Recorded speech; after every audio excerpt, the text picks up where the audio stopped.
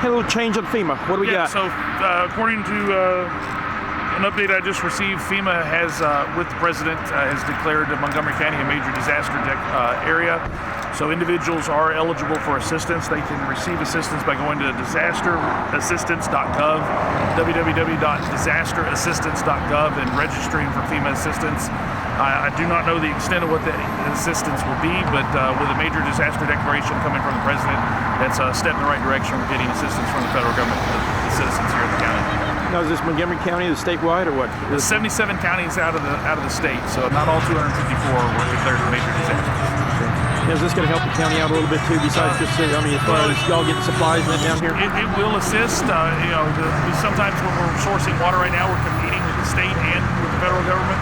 They're buying it in bigger quantities than we are, so we sometimes find what we have sourced is bought out from underneath us. So this would help where we can coordinate with FEMA now and try to get more assistance.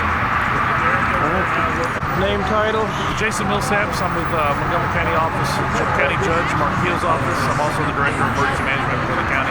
Where are we standing right now so far? Saturday morning now, been a week of freeze. Where are we standing? Our biggest challenge across the county right now is the lack of water or good water pressure in homes. Several homes are still under a boil water notice that do have water. So big goal for emergency management. All county resources right now are acquiring, sourcing, and delivering water to as many communities as we can. That's why we're out here today. Just left Magnolia a little while ago where they passed out 8 pallets of water out here in East County today, where there's about another 8 or 10 pallets of water being delivered. Any issues getting water right now? Yeah, it's scarce. It's a high demand across the state. It's scarce. We've sourced it from all over. So far, we haven't had too much trouble finding it. It's just a matter of going and getting it or picking it up. What about what are you seeing as far as damages? We've got a lot of houses. I don't know the total count yet on houses and businesses that have ruptured pipes, burst pipes. For public infrastructure, there's a lot of water systems across the county that have water main breaks and pump issues of their plants. So that those damages are going to have to be repaired in order to restore water in those areas. But as far as homes are concerned, I'm real concerned that folks that still don't have water pressure are going to find out they have ruptured pipes after water is restored, which will exacerbate delivering water to that community as people's pipes need to be repaired in order to restore pressure to normal. So. What about as far as damages, as far as damage reports, anywhere as far as tracking it? Is there a way of tracking it? Montgomery County OEM is in the process of setting up a self-tracking process where you can come online and report your damages to your home. It helps with us building our case for FEMA. You have a lot of plumbers doing a lot of work out here. Hearing some people saying they're getting raked over the coals with plumbers. It's possible. That's something that if they're having difficulties, consumer protection issues like that, they need to contact the Attorney General's office in Austin. They have a consumer protection division that will look into any complaints like that. If it's a specific issue with a plumber, Texas Department of Licensing, TDLR, regulates plumbers. They can make a complaint there with TDLR and see if TDLR can enforce any action against the plumber if they're doing wrong. What about these food banks and the food pantries and these handouts? Do you think they're helping the community quite a bit? Oh, they're a huge help. I mean, we already have, with coronavirus, a huge demand for food across the county and has been for over a year.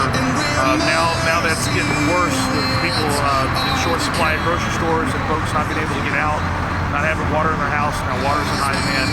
Our partnership with Montgomery County Food Bank and these individual pantries and food hubs that we have across the county are paramount to getting folks taken care of as quickly as possible. First of all, what is your name? Sean Nelson and Shannon Nelson, my wife.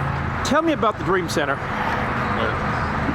The Dream Center is an outreach of love. We just try to give others hope, especially during disasters and people that are needing things. We find needs and fill them for people, all the way from babies to the elderly, delivering water, giving food out every week, blessing people with sleeping bags and blankets, and whatever comes in, we try to help and fill the needs around in Montgomery County.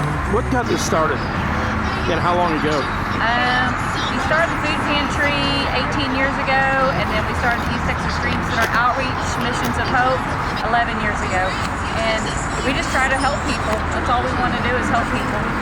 Well, you're doing a pretty good job today. There are quite a few cars out here. We want everyone to experience hope. So we together we can all bring hope. And people are hurting and people don't have water, and they've gone through a hard time this week with no electricity. So we're just trying to help them and bless them. Be the hands and feet of Jesus today. Yes. I appreciate it. How often, or how much food do you usually put out of here a year? Usually we give out about 1 million pounds of food a year, and in 1 year we were awarded the agency that gave most food out during Harvey. Through the Montgomery County. through the food Through the food bank. What about today? I mean, these cars are lined up. They are, and we hate it, but a lot of times we run out and we don't have enough, and so we just try to get more and deliver more if they need it, and bless them. And people come up here in need, and we try to give them boxes that we've put together, because we also put food boxes together and give out to families when they're hungry.